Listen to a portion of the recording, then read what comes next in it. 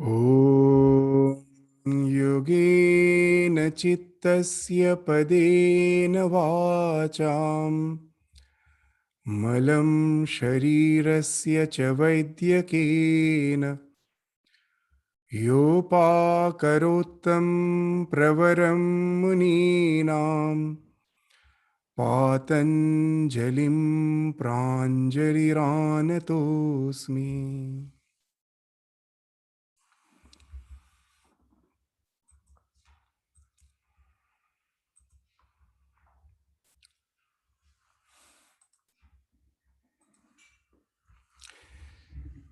So in the last class, actually in the last few classes, 2, 3 classes, we were studying the concept of the transformation of the mind, which has been enunciated in the Yoga Sutra as parinama. Parinama means transformation. And we found that they spoke of 3 transformation, 3 stages of transformation. The first was termed as ekagra parinama. The next was samadhi parinama. And the third was nirodha parinama. What it actually meant by these 3 terms, ekagra parinama, that we cannot think of having a qualitative meditation at the very beginning. It has to go on in stages, in steps, and we should have sufficient patience, and we have to persevere again and again. And the process of transformation of the mind is very gradual, almost unnoticed, but it is something which is happening. And that's why we should have patience and perseverance, and with purity, we should go on pursuing. That's what Swami Vivekananda indicated by 3P, that the crux of all our spiritual sadhana lies in this 3P: purity, patience, perseverance. With purity, what's the purity means? That I'm trying again and again to keep my mind in some sublime thoughts, elevated thoughts, which has nothing to do with our day-to-day existence in the sensual plane, in the sensate plane. It is more in the world of contemplation, where the spirit is worshipping the spirit. In the words of the Bible, we can say that way. So it's a pure, that the sense that you are a spiritual being, you are not this psychophysical existence, trying to relate to that dimension and try to contemplate on that idea. It can be actually described in various ways, like in the Vedanta, many will be contemplating on the idea, aham brahmasmi, I am that absolute non-dual reality. So that's the way you are negating your psychophysical existence and trying to contemplate on your spiritual dimension again and again and again. So this is the process which you will find is not easy.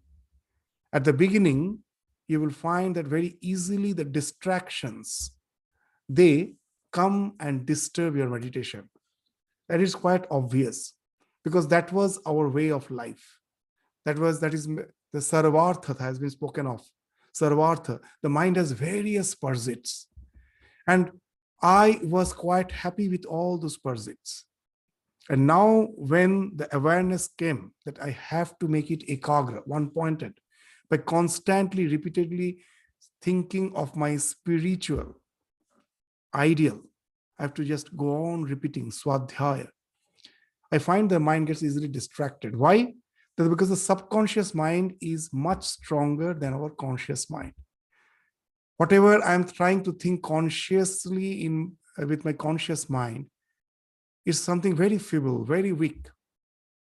The strong impressions of my subconscious mind, like the bubbles from the bottom of the reservoir, comes and breaks the calmness of the surface of the lake called mind.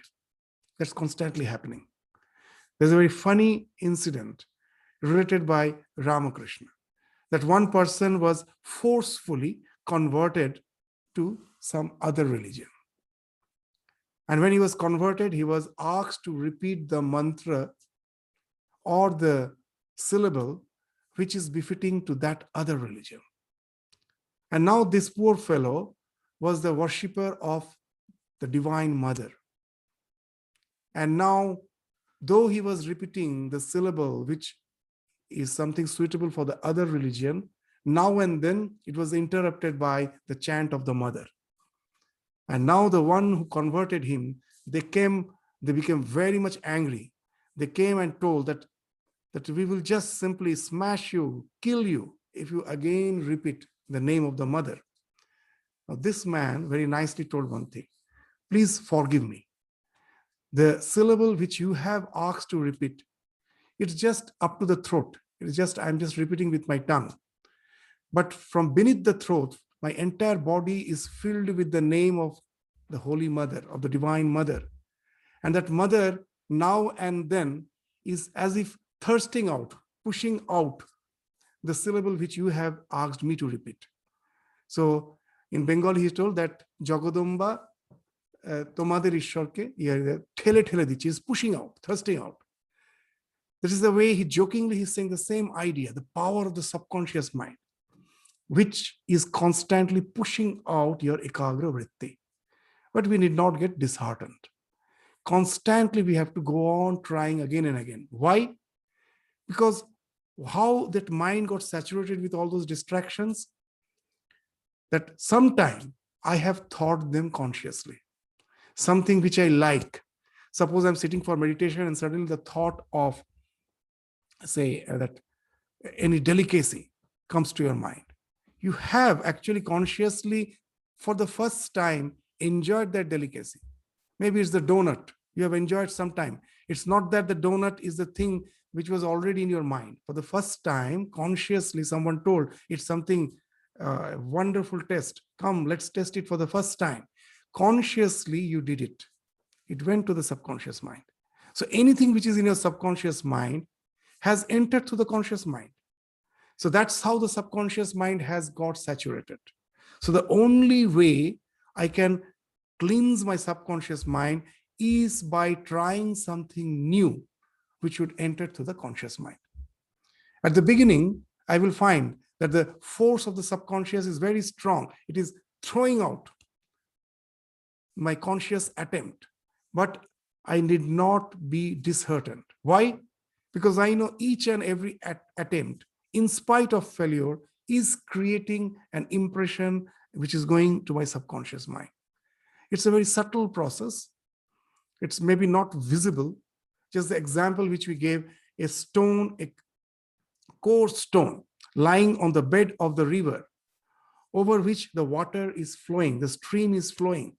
At any point of time, there is no change. But in hundreds of years, that same coarse stone becomes something like the Shivalinga, very smooth. All the angularities has been resolved. It has become something very plain, very smooth. How it has happened? Something liquid like water was flowing over something hard like rock. Apparently, there was no change, but the change was happening imperceptibly to change something like a coarse rock to an adorable Shivalinga. Similarly, this mind, which at present is like the monkey mind, can become the mind of the Shiva, can become the mind of the realized soul, the same mind that Sri Ramakrishna used to say, that the domesticated cat, you leave it in the forest for a few days, it becomes the wild cat, the same cat. Or you take the wild cat and bring and domesticate it, it becomes the domesticated cat. What he wants to mean, that is the same mind. When the training, the wild mind can be trained to get domesticated, and this happens in time. And that's the thing which has been spoken of as the first parinama. Through gradual practice, at last you find that the concentrated state of your mind, the one-pointedness of your mind is becoming habitual. That's why Swami Vivekananda used to say, the proof that you are progressing spiritually is this only one proof. And that is something subjective. What is that? You know it for certain that you can spend more and more time in that sublime level without getting strained. At the beginning, the distraction was very easily, it was something habitual, and you also get strained. Just the way when you're for the first time, you're just using the dumbbell, you're using weight to strengthen your muscle. After a few attempts, you find your muscle gets strained. Similarly, the mind gets strained. But you find just the way the muscle gets strength, here also the mind also gets strengthened gradually. And you will find what is happening. Gradually, you will find that the mind is getting more and more concentrated. So this is the thing which has been indicated as that ekagra parinam. So gradually this mind is getting concentrated, ekagra, gradually. And a time comes, you will find it happens in our spiritual journey, that I think that, oh, today I had a wonderful concentration. Till now, I was not enjoying meditation. And for the first time, I get a wonderful meditation and I have an idea, oh, my mind has transformed. From tomorrow onwards, I'm going to have this very nice qualitative meditation. And you find your mind again reverts back to the old way. That just for a short time it came, again it goes back. The main reason, you know why? Very interesting, that when we are meditating, we have an expectation that I should have a very, the tranquil state of my mind. I will enjoy the tranquil state of mind. So as long as the mind is holding on to something, you can never actually go to that state of let go. Even the expectation that I should have a good meditation is an expectation, is a desire that doesn't really allow you. And one day what happens, that just habitually, as you meditate every day, there's some idea came to your mind that most probably I am not going to get good concentration, but just out of habit, I sit for meditation without any expectation. And the let go ensues, you get a wonderful concentration. And now again that expectation comes back. Oh, today I got wonderful meditation, tomorrow again. So again, this struggle goes on till the real resignation comes. That I'm just sitting for meditation without any expectation. That's what this is. The spiritual journey is very subtle. Shankaracharya in Bhagavad Gita's commentary, he's mentioning that Ishwaropi me tushyatu iti sangam tyaktva. That even God be pleased with me, I have even not that expectation. That generally we sit for meditation with the idea God will be pleased with me. He will help me to calm down my mind and help me in communicating with him, in realizing him. Even that expectation you should live out. As Holy Mother used to say, that after all, spiritual realization is His grace, God's grace. It doesn't depend on my practice. Then why do I practice? I practice because after all, I have understood this worldly way of life is not going to give me any satisfaction. And so I have left it. But what to do with this mind, with this free mind? Something I have to do. So I meditate.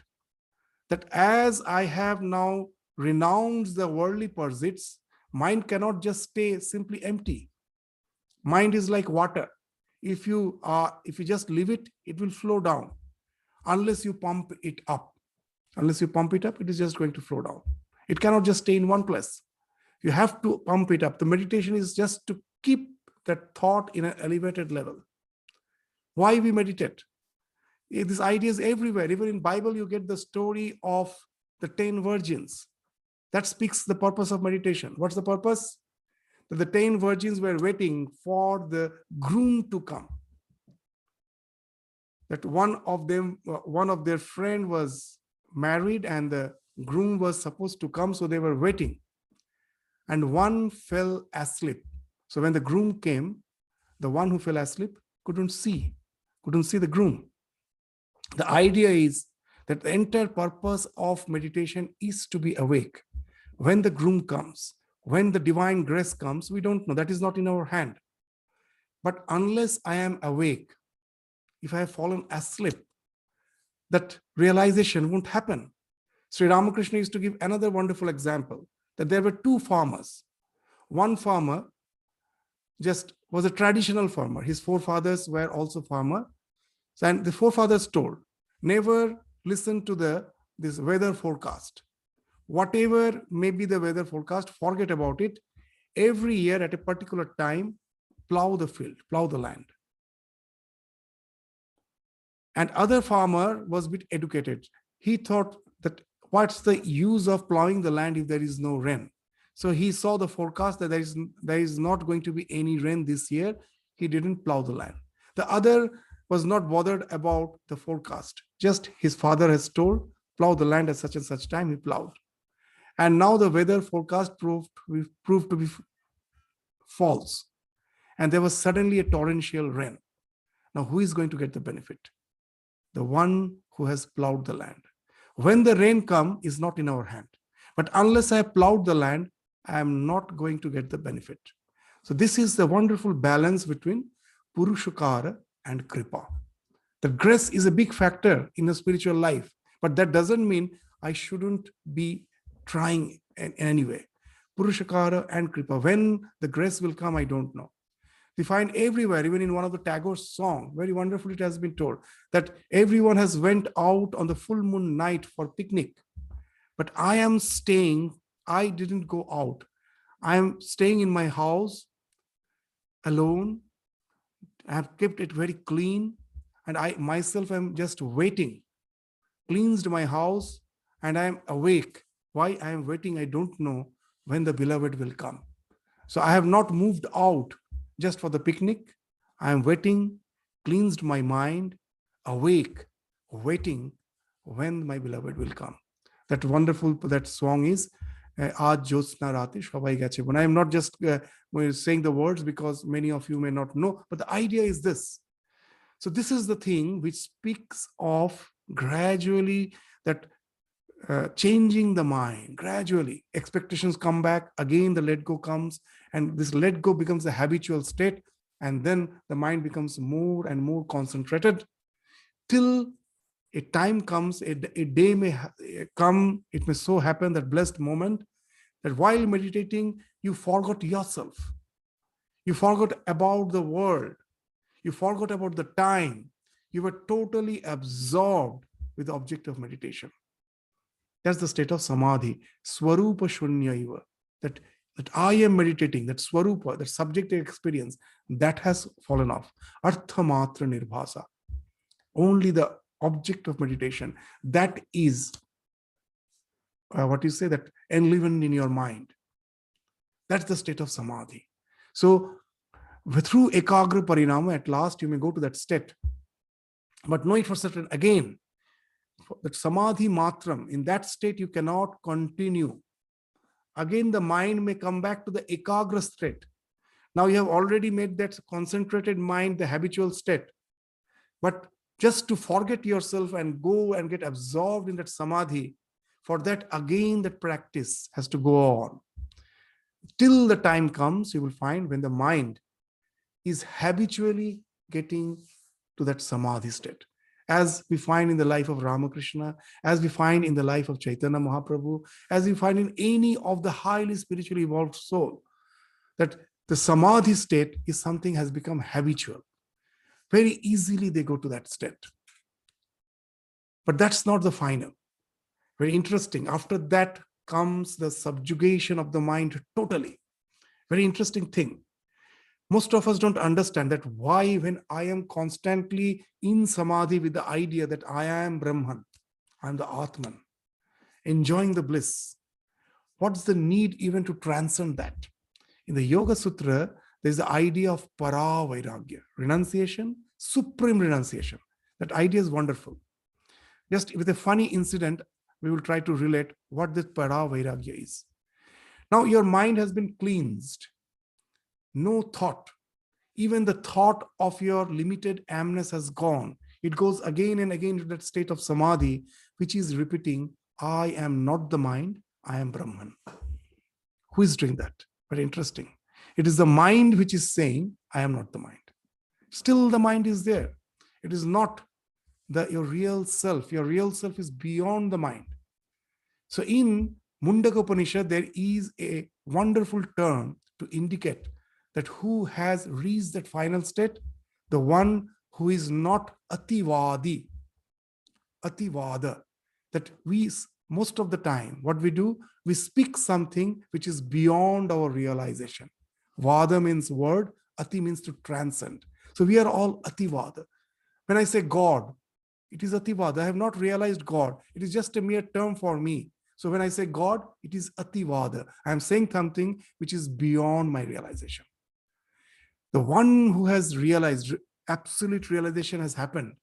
He is nativadi, na ativadi. Not his word never transcends, his speech never transcends his realization. So now even the person who is in that samadhi, where is what is it, that amnesis also has fallen off. Constantly that mind is repeating that I am Brahman.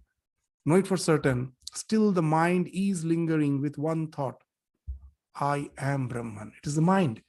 When you are saying I am not the mind, I am Brahman, it is the mind which is repeating it. So this is something which is ativada. You're still speaking something which you have not realized. It's in that state when that paravera, supreme renunciation comes. What's that? That if it is the mind which is resulting this phenomenal existence, actually I am the soul, the Atman, the conscious principle, which is beyond the mind. Why to even linger with this mind? Then that supreme renunciation comes when you try to suppress that thought and go to the state of that nirodha. I will just tell a funny story to understand this idea of ativada. What's happening with us, When we were small children, I just related this funny story so many times previously, that when as a small children we used to play, there was a small girl, even younger than us. We were also small, they were still smaller. And she used to get scared very easily. Just make face, she will be scared and she starts crying and she will run to her mother. And one day we find that when we made some face, tried to scare her, she was, as usual, crying and running. He was running to her mother, but that's the day we find she was mumbling something. So we were a bit curious what she's mumbling. We'd never realized what she's mumbling. So we also ran after her and reached her parents' place, her house, and we asked that she's crying, but today she's mumbling something. She's saying something. What's she saying? We are curious to know about it. What her mother related is something very funny, that she gets scared so easily. So yesterday, I told her, I just told her, explained her and told her, whenever someone scares you, just inwardly you should say, what's there to fear? What's there to fear? And try to assert that what's there to fear. Now she has learned that sentence, what's there to fear? So next day, when we all scared her, as she was instructed, what's there to fear? That she was repeating and crying and running. So what's there to fear? So what has happened? That she has not realized what she's saying. So that's happened even in that Savikalpa Samadhi. I am not the mind, I am Brahman. Who is repeating? The mind. So there comes the question of paravara. Why the paravarika comes? At that state, we will come to various states. The past life starts reflecting. Then what makes us forget the past life? Our tremendous attachment for the present. To give a common example, in a dark room with a projector, you are projecting some picture on a screen. And now you suddenly open the window. The light comes. Will the picture be visible? No.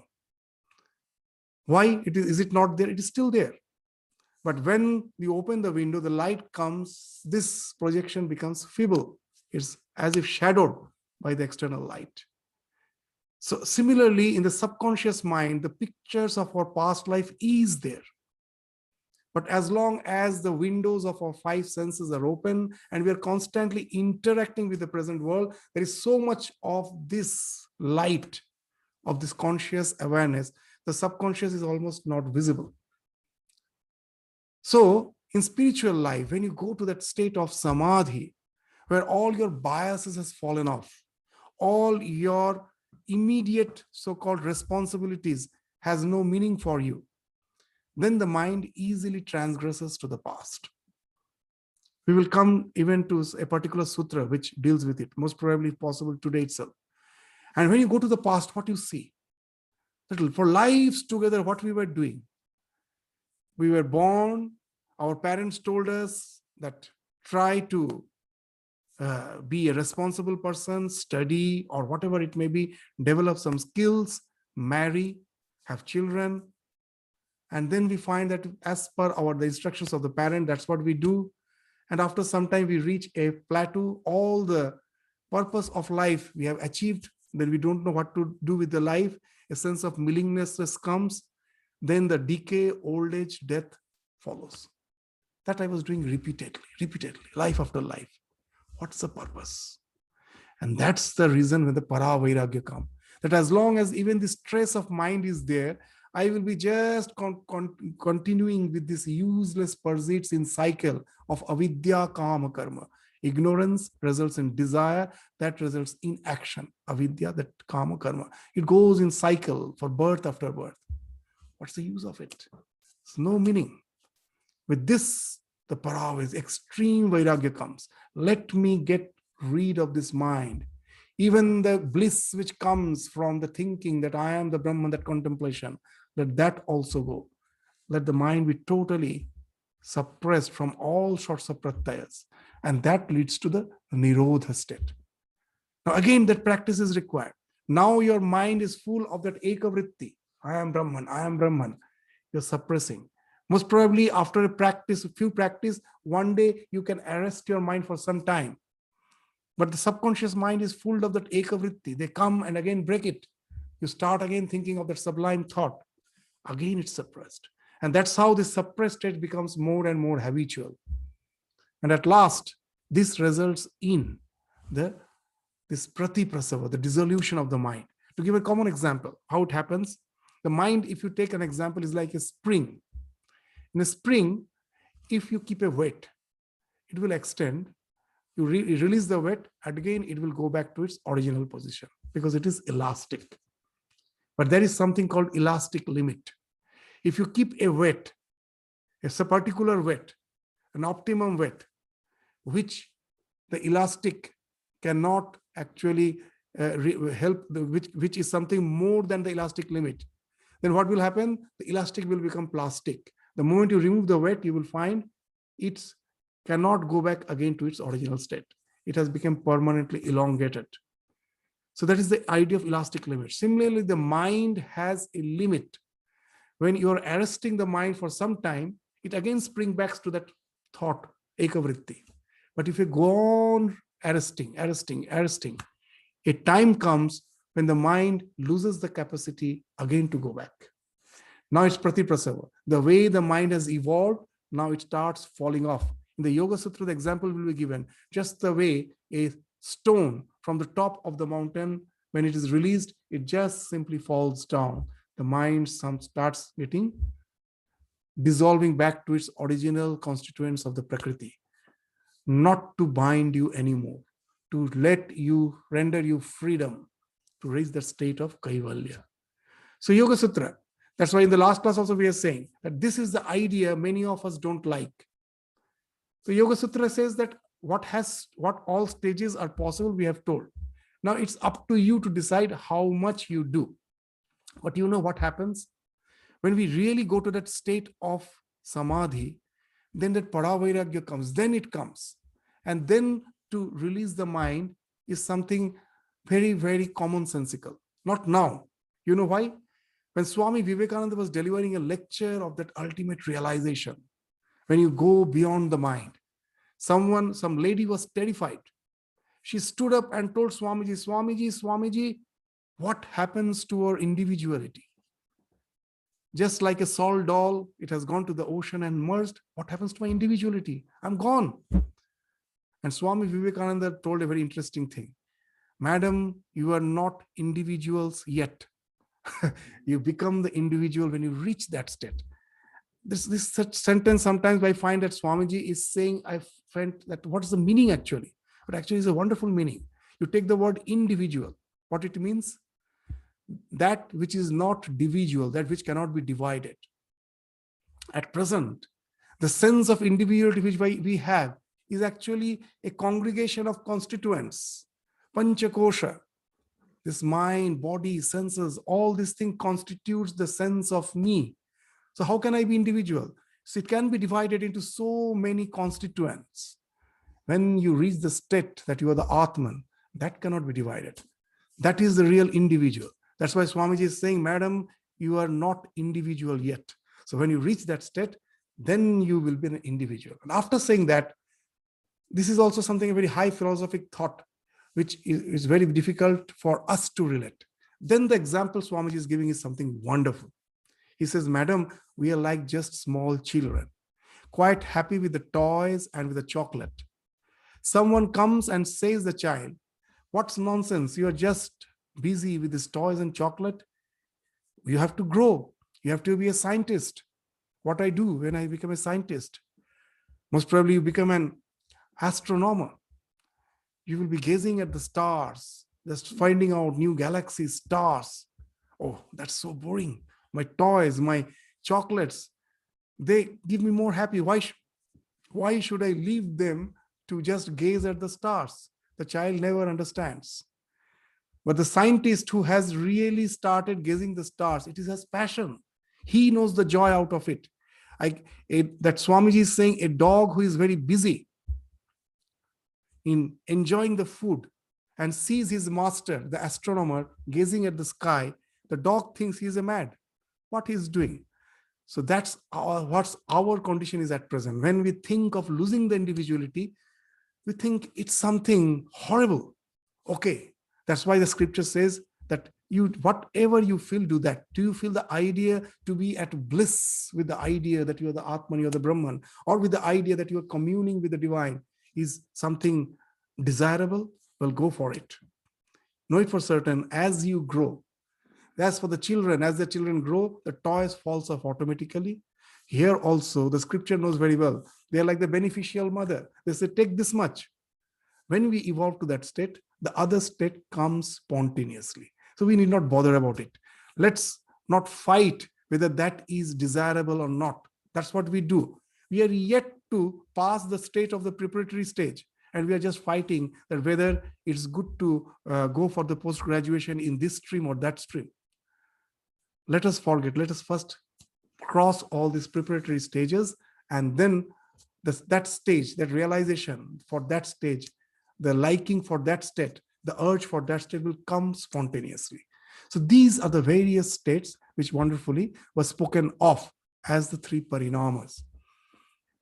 And now the 13th sutra as a conclusion, what they're saying, etena, we will just study with that. A few more sutras as a conclusion will speak of those three parinamas.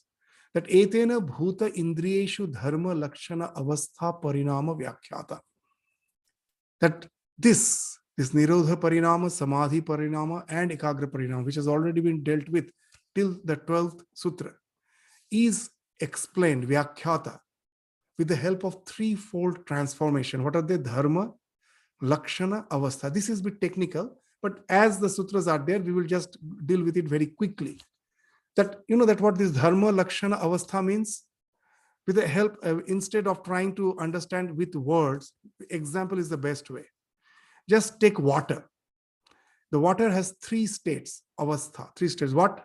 It can be solid called ice. It can be liquid, the water, or it can be in the gaseous state as the vapor, isn't it? So these are the three avastha. What are the dharma? That as ice, it is solid. As water, it is liquid. The solidity is the dharma, is the characteristic of ice. The liquidity is the characteristic of water.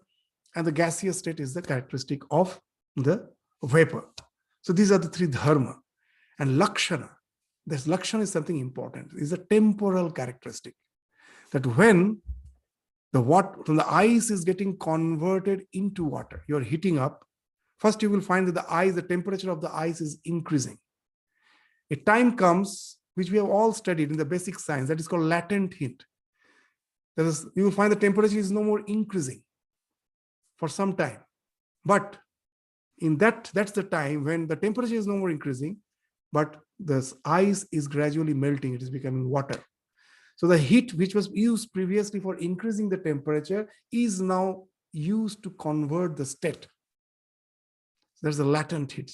So this Lakshana speaks that when you find that the temperature is not increasing, you know, now this is the time the avastha will change. It will go from the solid state to the liquid state. The same thing happens again when you're boiling the water. The temperature is increasing. When it goes to the 100 degrees centigrade, for some time you will find, though you are hitting the temperature is at 100 degrees centigrade, it's not increasing. And then you will find it is getting converted into vapor. Again, that latent heat is there. So this example will help you to understand this dharma, lakshana, avastha. That the mind also, which we have already studied, had three avastha. What are the three avasthas? Sarvarthata, ekagra, nirodha. It can be distracted, it can be one-pointed, it can be arrested. What are the essential dharma of them? The distraction, one-pointedness, and arrested. Sarvarthata, distraction, that's the dharma, that's the nature of it. Ekagra, one-pointedness is the dharma of it. And what is the dharma of nirodha state? This is arrested. There's no thought. The Lakshana speaks of that latent state. That when it is temporary, it cannot be there permanently. When the water is liquid, it is its permanent state. But when from water it is becoming vapor, there are some temporary characteristics. What is that? That's a latent heat, is a temporary characteristic. The temperature is not increasing. That shows you that now the change is going to happen. Similarly, if you find that habitually now and then your mind has started enjoying that solitude, that though you are quite busy, but you sometimes get busy, you get tired of being busy. You feel, let me just sit down and let my mind calm down, and you enjoy it. That's the Lakshana. Gradually your mind is changing, right, from sarvarthata to ekagrata. That is the attenuation of the distraction, and occasionally it is going to deep concentration. So these are temporary indications. When your mind becomes habituated in the samadhi, then again, this habitual characteristic will fall off. Now the samadhi will become the natural state. But when you find that mind is becoming more and more concentrated, that gives you the indication that the change is happening. So that's the Lakshana.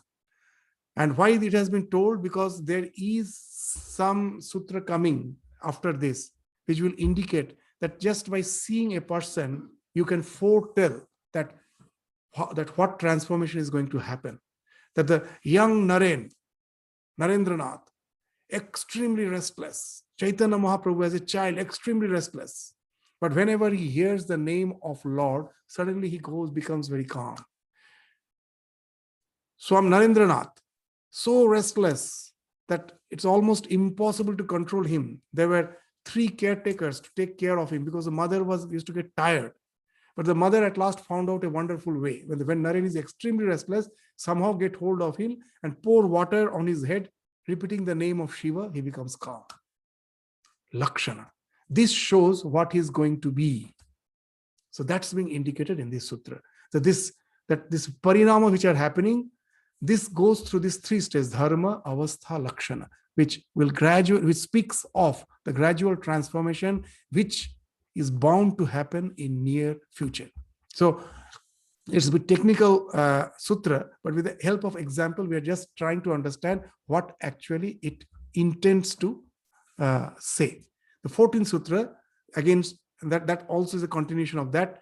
Shanta udita avyapadeshya dharma anupati dharmi. Dharmi.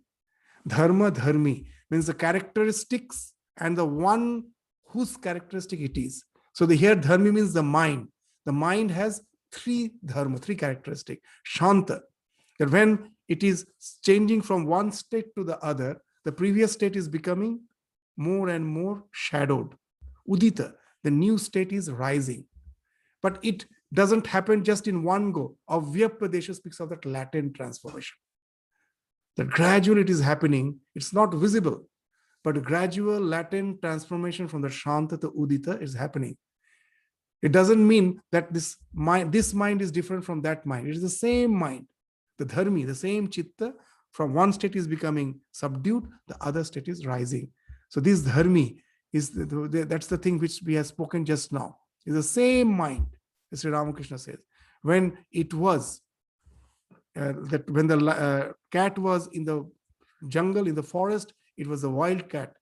I tamed it. The same cat becomes a domesticated cat. So it is the dharmi, the chitta, the same chitta, which goes through this gradual transformation of Shanta, Udita, and between the Shanta and Udita, how this Shanta is becoming Udita? Through that state of latent transformation of Vyapa Desha. So we studied in details. We need not again elaborate on it. It will now become quite clear to you what actually is speaking of. The 15th Sutra, the next, with which the discussion of this three transformation will be concluded for the time being. Kramanvayattam parinama annatve hetu. This succession of changes, krama anyatyam, is the cause of the manifold evolution of the mind. The mind evolves is by the successive changes. So you cannot just think of jumping. There cannot be so-called a sudden jump from this distracted state to that concentrated. Through this successive state, kramanvayatvam, gradually it will go to that ultimate state. After saying this, now what will be spoken of is that for which this chapter has been named as Vibhutipada. Vibhutipada means the supernormal, the supernatural powers. If you divert your concentration from the ultimate to something small, trivial, you may develop some supernatural powers. So after discussing these three types of parinama, the first sangyama they speak of is focusing on the parinama and what the result will ensue, that supernatural power will ensue. That is being indicated in the 16th sutra. Let us read it and then we will go to the discussion. Parinamatraya samyamat. Now by doing samyama on parinamatraya, which we studied, that how the mind gradually is transforming. If you do sangyama, if you concentrate on your mind on that, then what happens? Atita, anagata, jnanam. Atita, the past, anagata, the future, everything is revealed. The example just now we gave, that the child Narendranath, extremely restless, the mother utters Shiva Shiva, pours water, immediately he becomes calm, goes to a deep state of absorption. With the friends, he is playing. And one day they decide, why not we just try to just have a game of meditation? Just we will sit quietly. They were all sitting quietly in the meditative posture, and suddenly from nowhere a snake came. All other mates, they were scared. They started running hither and thither, and they were shouting, snake, snake, get up and run. And they found that young Naren sitting motionless, no sign of any external awareness. The snake, though, doesn't bite him, just leaves the place, but they were all terrified. And they were amazed that how come he never ran? Because he was totally oblivious of the surrounding. Even as a small boy, just playing meditation, he goes to that deep meditation. So these are the lakshanas that which we just now spoke of, which speaks of his future. And that's why we find that samyama, as Ramakrishna is already established in samadhi. So wherever he directs his mind, immediately he gets the knowledge of that. So here, when he sees Naren, very interesting. The first description is wonderful, that Naren for the first time came with his friends. They were all just the college friends, all just chit-chatting, all were normal. But somehow Ramakrishna among them realized who he is.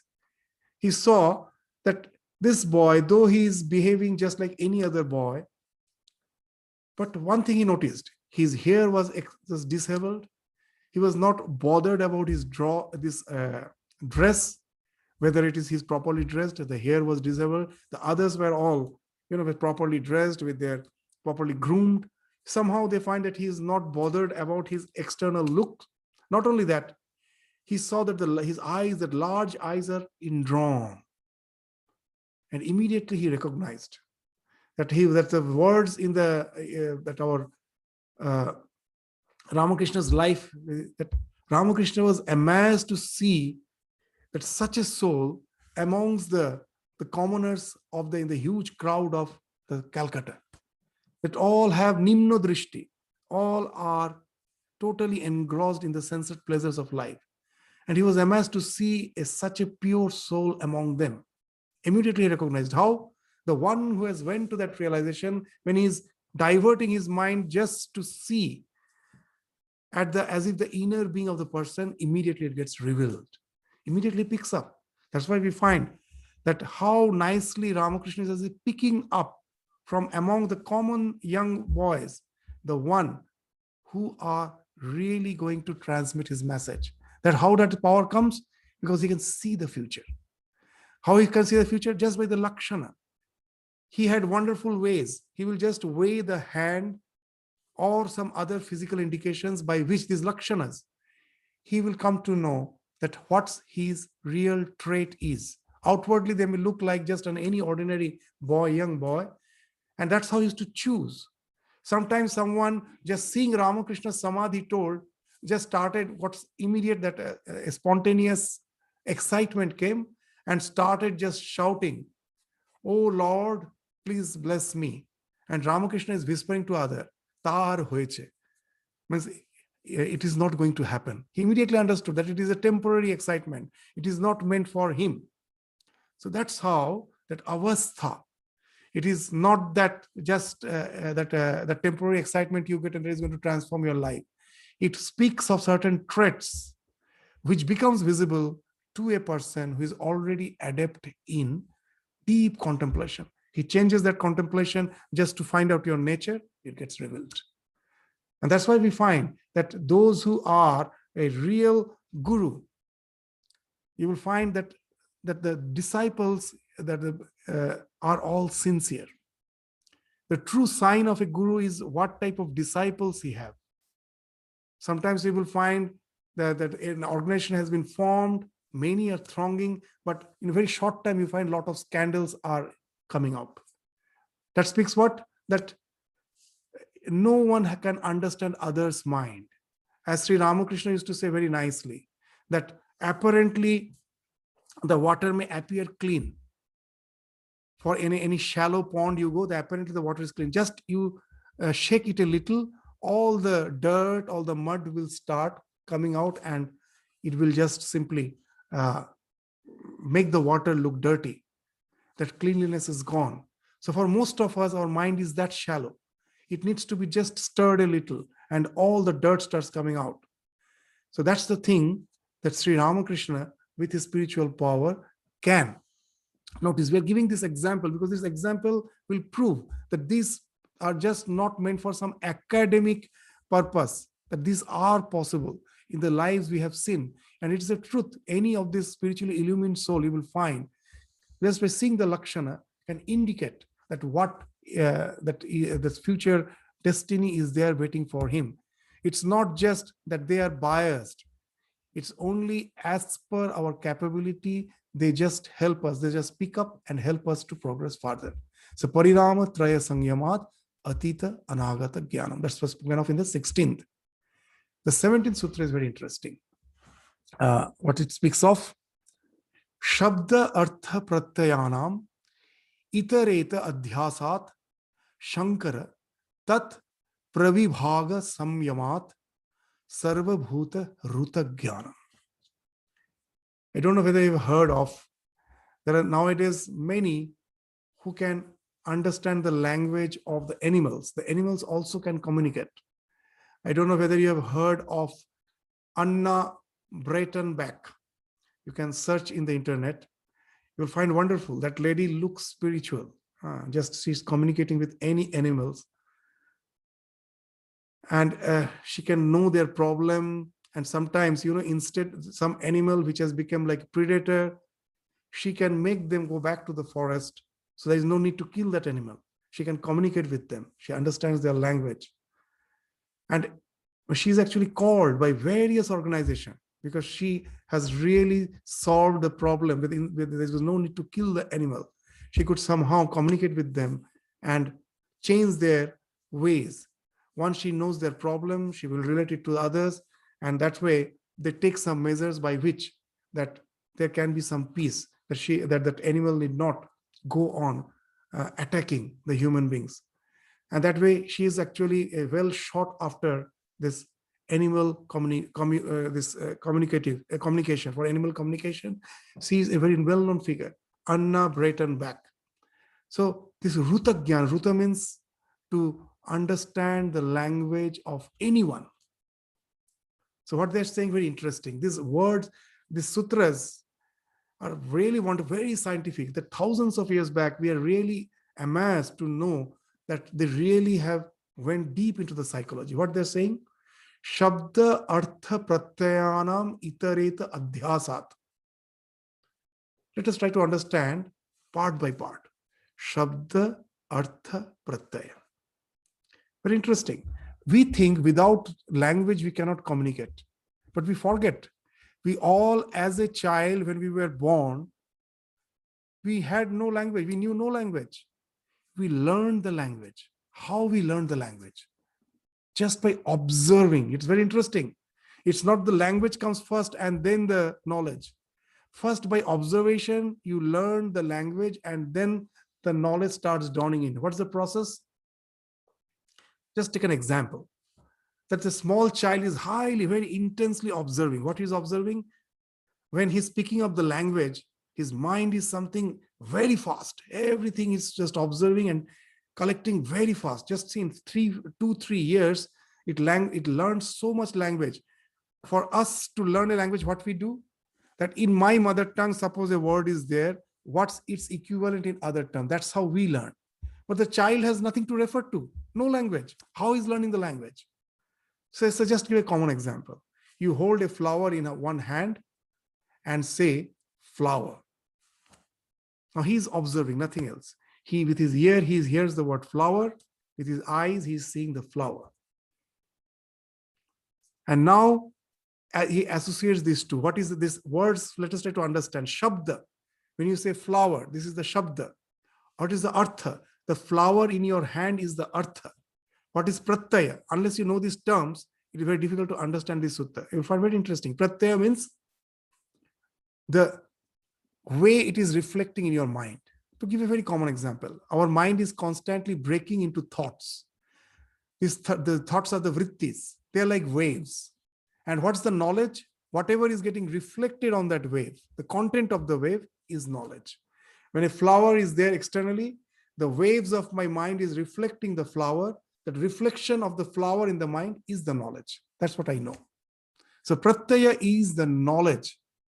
So how the knowledge is coming? Through the ears, the word Shabda is entering. Through the eyes, I am seeing the flower, which is something outside. Artha is outside. Shabda is also coming from outside. Pratyaya is something which is coming from within, the knowledge that this is known as flower. So by observing, gradually he's picking up the language. But when he's picking up, what is happening now? Very interesting. Now there need not be any flower. You just say the word flower. What will happen? The baby will understand. The child will understand what flower is. Immediately, though the flower is not there, he will understand what the flower is. Isn't it? He will understand immediately. And just the opposite also. That if just he sees the flower, now immediately the word flower will be just something reverberating in his mind. Flower. So now, till he learned the language, he was knowing without language the world. Now, once the language comes into picture, it's in a way, it's learning, but in a way it has its limitation. How we will just try to understand. This is the word here, Shabda Artha Pratyayanam Itareta Adhyasat. That any knowledge is actually synchronization of these three. Shabda, Artha, Pratyaya. Synchronization. That's how the learning happens, all the learning. So in the language of modern psychology, what it is? That for any learning, when the child is learning, what is happening? Your mind, the brain, which is an organ of the mind, is getting wired up. So learning is nothing but the wiring of the brain. And how the brain gets wired? In the language of modern psychology, in the modern of neurology, the neurons that fire together, wires together. So here, what are the firing? What's neurons which are firing through your ear? The word flower, that is firing certain neurons, your audible neurons. Through your eyes, you're perceiving that for that flower. So that is this that's visual perception and this audible perception. These, the neurons which are responsible for these two, they fire together and they get wired. So this is Sankara. The word Sankara now you will understand. Shankara means the synchronization, the conglomeration of these various neurons to enable the learning. So that's how the child, for the child's brain is very, very flexible. It's constantly learning and unlearning. It's just like a garden. In a garden, you know that when you find something is unwanted, you prune. And otherwise, you will be just sowing the seeds which has to grow. That's what the child's mind is. Highly observant. When it is observing something, there are no biases. That for us, whenever I'm seeing something, I always try to refer it to something which I already know. That creates the bias and that limits my knowledge. For the child, the mind is something very free from all those preconceived notions. So it is very quickly learning the things, wiring up. And that, in a way, is something which is helping me to learn. But again, it has some disadvantage. As I already start learning, this wiring becomes so hard. Now it becomes very difficult to really rewire it. So if I have learned from my childhood Bengali, if someone speaks in Tamil, immediately my mind will repel. I don't understand why. But actually, as a child, for me, whether it was Bengali or Tamil, the way of learning was just hearing the words. What I was doing, I was taking each of them, the separate things, and then synchronizing them. If I can do it throughout my life, if I can keep them separate, and just for the sake of learning, again conglomerate them, then any language becomes something easily understood in very short time. So though there is an advantage in the process, so what happens for the child, that how the rewiring happens. Now I'm holding, just again, we can go back to the example. I'm holding a flower and I say flower. He learns the word flower. Now after he learns the word flower, now again I hold the flower and in Sanskrit I say pushpa. The child gets a bit confused what it is. That till now I knew this flower. But the child's mind is very, very flexible, as we told. If you say, very quickly he starts that which is flower is again pushpa. The child can learn many languages in short time because it's open. It is all encompassing. Okay. So that which is known as flower in some other language is known as pushpa. Why it is learning? Because it is not resisting. When you say me something in Tamil, immediately I just resist because I feel that I have my language to communicate. What is the need to know that? Let us go for some common language, English, by which we can understand. We never try like a child to really understand what he's saying. A child is just trying to understand what he's saying in such a short time. In just 2 years, you will find the child has started speaking. And we may take years together to learn a language because we get so much conditioned with what I have learned. Now you will find these simple words are so important. Ramakrishna used to say, Jabot bachi tabot shikhi. As long as I live, so long do I learn. If we can keep the mind open just like a child, instead of that taking the wiring as if the only knowledge which I have, I don't go for rewiring, the learning stops. Or the wiring which we got from our preliminary learning, that becomes something permanent and we stop learning. But if we can continue the process, that where this Shankara, this synchronization can happen again and again. For that, what is required? First, you have to be silent. Silent means not that I stop talking. All the noise of the mind has to be stopped. Even when you are with an animal. And that how can you stop all the talks which are going on in your mind? By being really compassionate. That it's not my opinion. Let me try to understand from their standpoint. So I have to be all receptive. That compassion, empathy speaks of that. That generally we always blame a person who is not behaving properly, who is a criminal. To give a common example, one who became a serial killer was in jail, and when he was asked, interviewed, we all will hate such a person.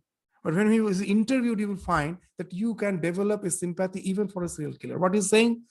That see, I was brought up in such an environment. What's the environment? That we were refugees. We were growing up in a refugee camp. As all were from the disturbed family, somehow that violence was something where was their nature, because they went through so much of this turbulation. Now, this child is saying that that when I used to go to my school in that refugee area, all were the refugees, all these refugee children were coming. And as usual, like any other school, there were some who were a bit strong, who always used to boss over others. And on my birthday, my father gave me a watch. I wore that watch and went to the school, and the others started bullying me, but give that watch. First, I took it very lightly. It is just a word. They don't mean it most probably. And now the boy started saying, if you don't give the watch me immediately, I will stab you. That also didn't take seriously. He thought this is just mere words. And suddenly from nowhere, he brought out a knife and really stabbed him. He was profusely bleeding. He was scared, most probably out because of bleeding him is going to die. So he ran from his school back to his house so that his father may take care of his wound. Seeing him bleeding, father went inside the house. He thought most probably father went inside to help him with the first aid.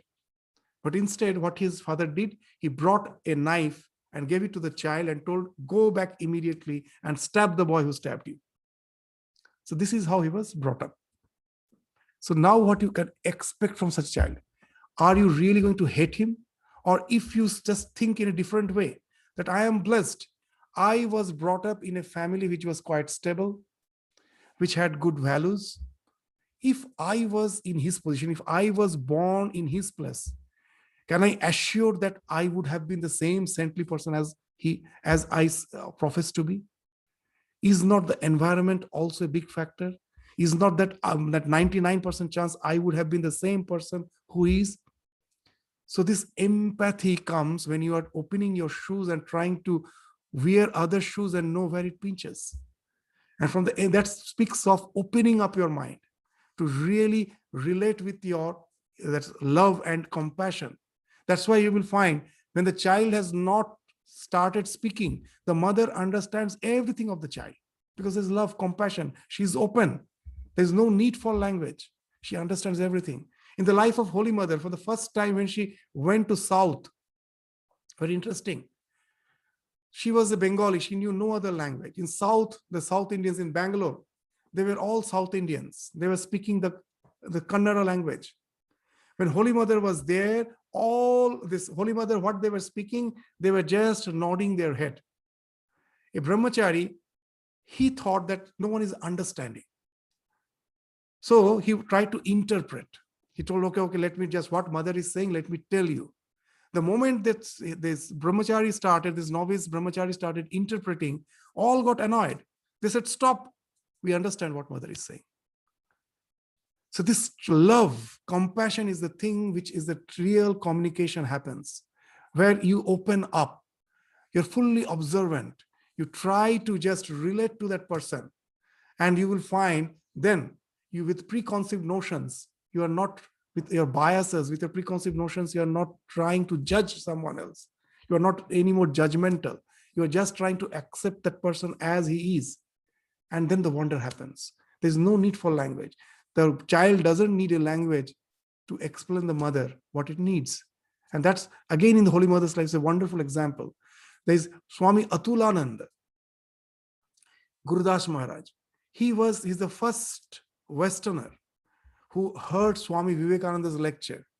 Later he used to say, I don't remember what he told, but I felt as if a lion is just going up and down the stage. And then I thought that what makes him just appear like a lion? His height is not something great, like there are so many Westerners even much taller than him, much physically built. But there is some aura which gives that, like that feeling that he is a lion among men. And that's impression I remember, nothing else I remember. And later when the other Swamis came, just being influenced by Swami Vivekananda, I started visiting the other Swamis. He met Swami Turiyananda, Swami Abhedananda, and gradually he came into this Ramakrishna fold, and at last he came to India. And now the question of initiation came, that when he really wanted to start the spiritual journey. So that time Holy Mother was still living. So all this directed him towards Holy Mother to take the initiation. And he was initiated by the Holy Mother. Very interesting. In his old age, he was in Kankhal. The other brahmacharis used to come and just used to have his holy company. He was a very evolved soul. There are so many books. If you read, you will find that how wonderfully he got these spiritual vibrations that he has inculcated and he has evolved. This wonderful book, the Atman Alone Abides, is only his talks only. There are so many books. So this Atulananda, when he was old, the brahmacharis used to gather around him in Kankhal. One day, one brahmachari asked a very interesting question, that you got initiated by the Holy Mother, isn't it? Well, yeah. Well, at the time of initiation, no one is there. You were there and Holy Mother was there. She instructed you. She knew nothing apart from Bengali and you knew nothing of Bengali. How you understood what she instructed? And Atulananda's reply was wonderful. In what language this infant communicates with the mother? In what language? That was Atulanandaji's reply. So this is the thing which speaks of this wonderful communication, which is possible if we are really empathetic. This empathy is the thing which we are lacking. After the First World War, when someone came to Holy Mother and gave the news, what's the news? Oh, it's already time. I have just actually today the watch was not there. I have seen this. Sorry, just by this incident, I will stop the class. But what's the news? That there is a peace treaty. There's some United Nations have been formed. There's a peace treaty that there won't be any war. Immediately, what Holy Mother replied is, it's just the word of their lips. She, the one who is totally oblivious of the world politics, she knows nothing of it. Immediately she says that. It's just the word, it's not coming from the heart. That's the thing we lack. If we could relate to the world through empathy, there's no need of any language. Just the way the mother and the child to communicate doesn't need any language. And that's, if you get time, see some videos of this wonderful lady, this Anna Breitenbach. This Breytenbach, Breitenbach, Anna Breitenbach. You will find that her appearance itself speaks of some like a spiritual person, so full of compassion. And she's communicating with animals, animal communicator. And it is for a purpose. It is not just to show the world that she can communicate. It's actually bringing peace. It's bringing understanding with the animal world and the humans. And these are the sutras which speak of that. So with this, we stop our discussion. Again, we will continue from the next sutra again in the next class. Thank you all. Namaskar.